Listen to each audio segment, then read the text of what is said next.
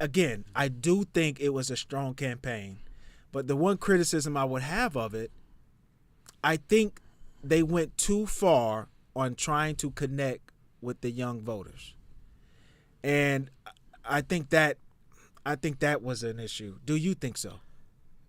No. Okay. Old white people are going to go for the old white No matter what. So Okay. it's one of those things you're going to allocate resources. Now, what you're saying is if we're trying to generate voter turnout, we need to go and mobilize younger people and kind of get them fired up to go. Now, they didn't succeed in that mission. Yeah. But I don't think it was the wrong mission to go. She's not going to get elected by old white people. No matter what. That's just, we are a racist country, and that's what it is. Kamala Harris. I said, of course, she lost. She lost to Trump in the election. A couple of things for me. I thought this was a great campaign. I was surprised. Like, I woke up surprised, honestly, because I do think it was a strong campaign from her. Two things. I think, number one, probably too late. I think Biden I do think it was a factor. Whether you can comment on that. I do think it was a factor that Biden just stepped down too late. I think that should have happened earlier than it should have. Yeah. That didn't happen. It should have happened earlier than it did. What do you think about that? I agree with that. When you're the vice president, the problem you have is you weren't selected for anything. You were picked by the president. And so there's not a period or there's not a window of time where the public picks you to do anything. You lost in the primary and Joe circled back and added you to the ticket. And so you don't have that thing. Now you handicap it by the late substitution. And so you don't have as much time to build that and to feel like, and I say this with the caveat that we are so far down in hell right now that none of this matters. But traditionally, there was a notion of feeling presidential, that somebody felt big enough. There was a stature to them, a swagger that was presidential. It's harder to create that in a short window. And then you got to realize, too, that, like, Biden, is essentially a corpse. And he had been that. Like, so the campaign, up to the point that he dropped out, had almost negative momentum. It really did. And so you're not just starting from zero, late at zero. Yeah. You're starting late down 15. Yes. And you're trying to overcome that. And that's difficult. Now, the reality was when Biden won 4 years ago, 81 million people voted for him. 67 million people voted for her. Trump, I think it was about 2 or 3 million apart. It was low 70s. And so he basically got consistency over the two things, but the Democrats didn't have voter turnout. They had apathy. They had indifference. They had people that weren't, excited about voting for her or that were just so, worn out by Biden or ineffectual things that they feel have transpired in the last 4 years. And that's why from a voter turnout, you get what you get and you lose. My second thing, again, I do think it was a strong campaign, but the one criticism I would have of it, I think they went too far on trying to connect with the young voters. And I think that was an issue. Do you think so? No. Okay. Old white people are going to go for the old white motherfucker No matter what. So Okay. it's one of those things you're going to allocate resources. Now, what you're saying is if we're trying to generate voter turnout, we need to go and mobilize younger people and kind of get them fired up to go. Now, they didn't succeed in that mission. Yeah. But I don't think it was the wrong mission to go. She's not going to get elected by old white people. No matter what. That's just, we are a racist country, and that's what it is. So you're never going to win that segment of the vote. Now, when you look at the breakdowns, it was, 45 to 65 white people went, heavy Trump, whatever. Black women, black men, they went with Kamala. And, and some of the younger age groups went more for her than the older age groups. But it's not wrong to do that. I would say this, though, as a candidate, in most of the times I heard her speak, she's stiff. She's not fluid. She's not smooth. And that's not engaging, that's not captivating for people. And so you didn't, like, people, I mean, to be quite honest, I think, like, to a degree, like, I think women became very motivated to vote for her and support her. But I don't think she resonated with a lot of other groups. Now, anti-Trump people like myself are going to vote for her. We would have voted for Biden's corpse. You know, I would have voted for a fucking dog. I would have voted for Hitler over that cocksucker. So that's what it is. But, you know, but when you're talking about politics, like, what you're really looking at is, why are people voting? Like, what is that connecting reason or purpose that they're voting? Sometimes they're voting against the other guy. Sometimes they're voting by party line. Sometimes they're single issue voters. Like, you know, for this, like the trans community. Like, they're like going to go Democrat issue. because that's the most important issue to them, and that's what they're going to do. You're, you know, religious idiots. They're always going to go to the right. They're used to hearing people lie to them and accepting it. That's who they are. And so people vote for different reasons, and you got to channel into that. And I've said many times on this show, the Republican base for years and years and years, it's quite simple. Their economic policies, low regulation, low taxes, benefit millionaire, billionaire class people. But there's not enough of those to win an election. So they have to partner with another group of people.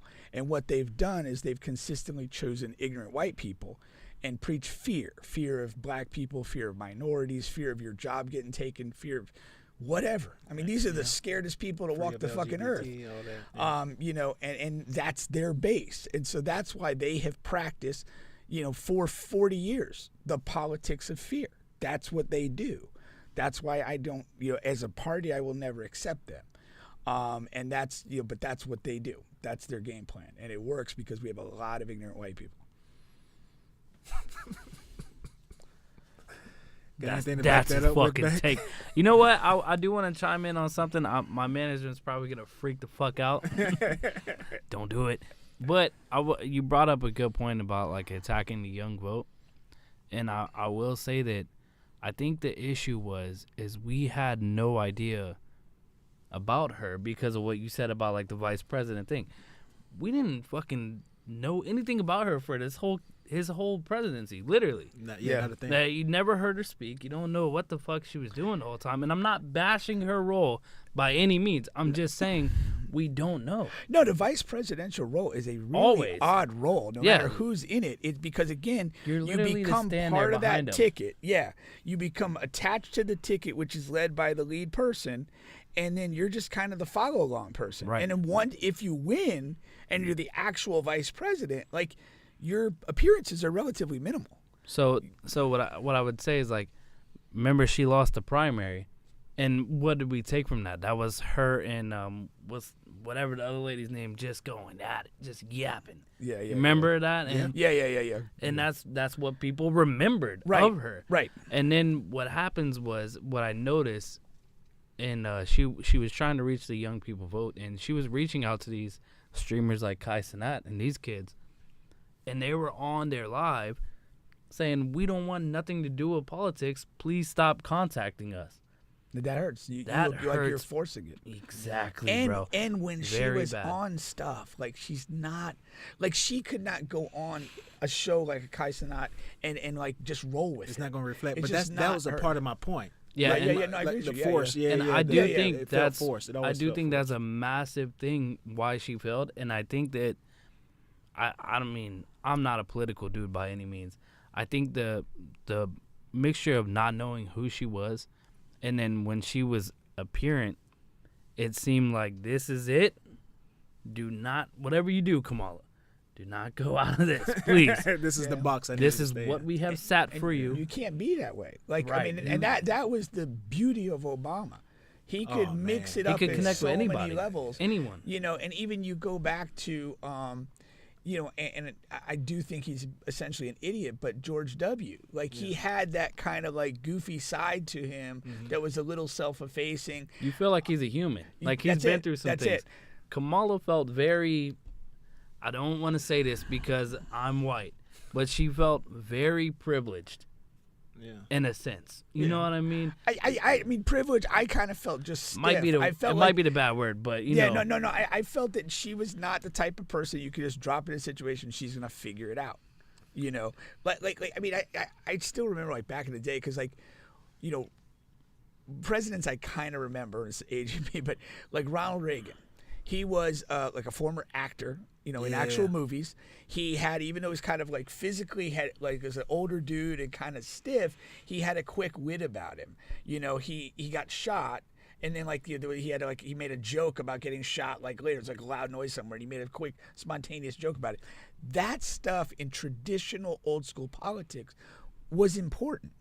You know, like, and I remember Bill Clinton, like he went on like Letterman or someone was like playing the saxophone. I'm like, this guy's gonna be president. Dude, playing the saxophone. I'm having flashbacks of like her drinking that beer on TV and all the things that just seem so odd. Yeah, you know, you can't be a fucking weirdo. Like, and I think that lit the middle and the right side on fire.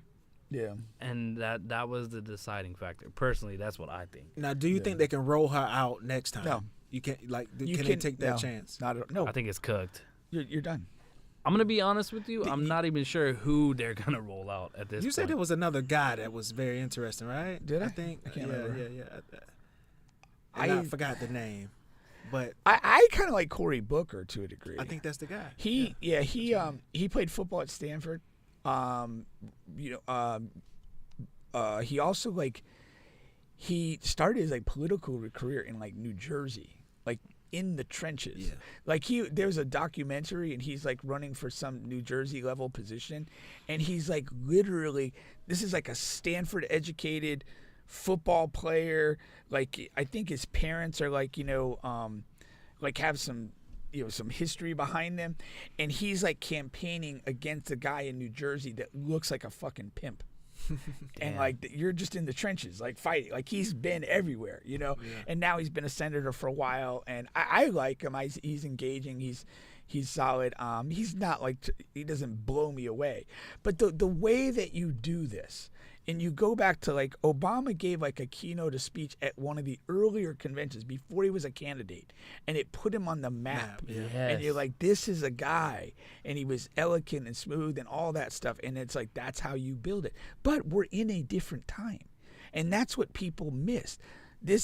We're in a dark place because we don't have those standards anymore.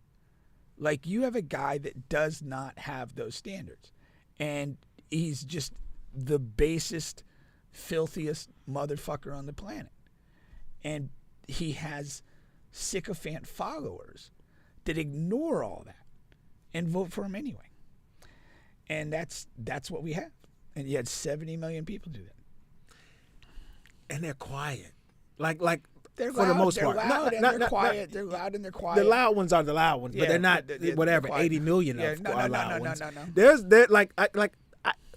I was shocked that she lost because her campaign was so strong and so like Kamala everything. There was like I didn't expect for him to be with the consistent voting again this time around, because the first time around was a bigger.